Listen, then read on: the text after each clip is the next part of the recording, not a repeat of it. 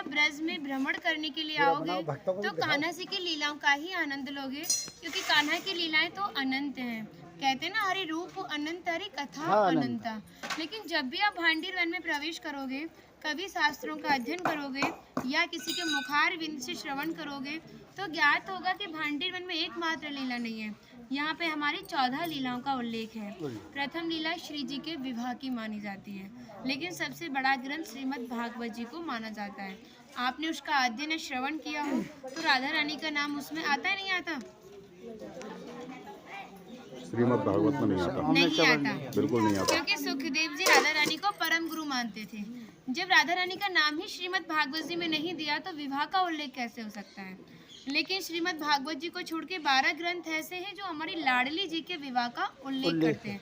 लेकिन जिस भांडीर वट के नीचे आप खड़े हो, इसका श्रीमद् भागवत जी के 10वें स्कंद के 18वें अध्याय में 22वां श्लोक कि बृहंतो बाहि मानस्य 4 यंत्रस्य गोदनम भांडीरकम नाम बटम जम्बू कृष्णम प्रोग्राम, यानी वृक्ष द्वापर युग में बहुत विशाल था, 4 योजनों में फैला हुआ था। इसकी जो सीमा थी वो 15 किलोमीटर में थी, तो इसको पंचकोशीय वृक्ष के नाम से भी जानते थे।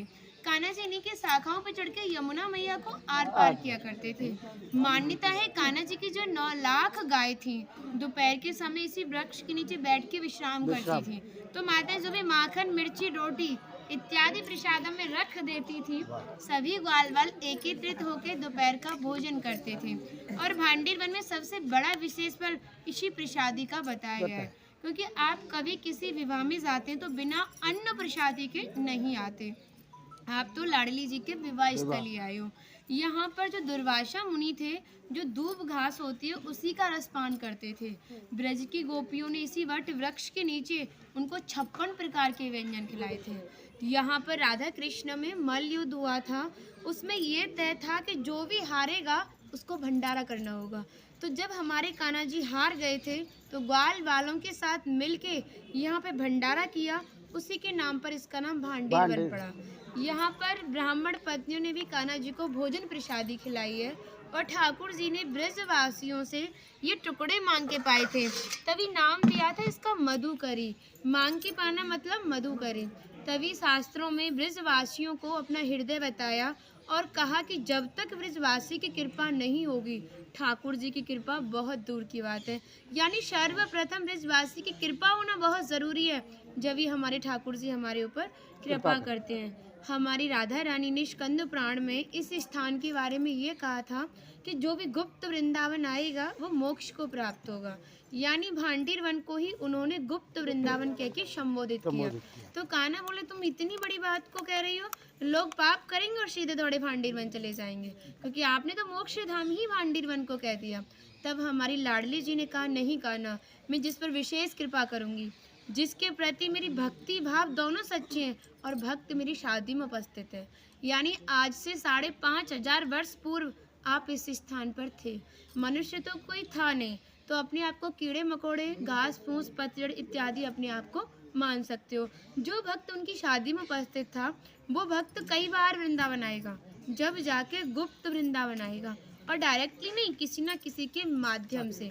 इस स्थान तक पहुंचने के लिए माध्यम का होना बहुत ज़रूरी है, और सारा श्रेय भी माध्यम को जाता है, क्योंकि माध्यम ही हमें ऐसे दिव्य स्थान पर पहुंचाता है।